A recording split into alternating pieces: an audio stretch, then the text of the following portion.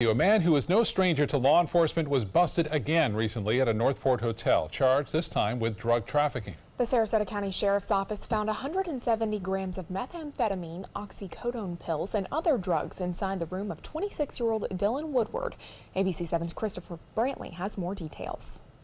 Woodward was arrested at a hotel in Northport last Thursday evening, but that's far from the first time he's had a run-in with law enforcement.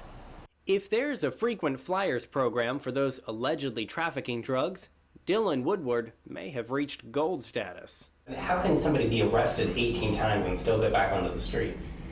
I think that would be a question for, attorneys and judges. Sarasota Sheriff's Office undercover detectives were given a tip that Woodward was selling drugs out of this Budget Inn hotel in Northport.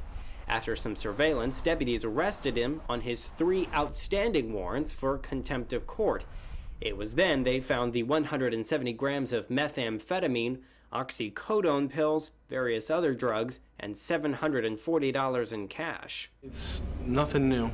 Happens all over the place. In fact, obviously most of the drugs aren't made here locally. They come in from other places too. While the sheriff's office made the arrest, Woodward's alleged drug trafficking is particularly frustrating for the Northport Police Department because Woodward doesn't live there. There are a lot of folks here in Northport who think they're getting away with something, and eventually, we're just building that case, and it usually comes back to get them in the end. The Sarasota Sheriff's Office says this is all a part of the larger conversation on opioid and other drug issues.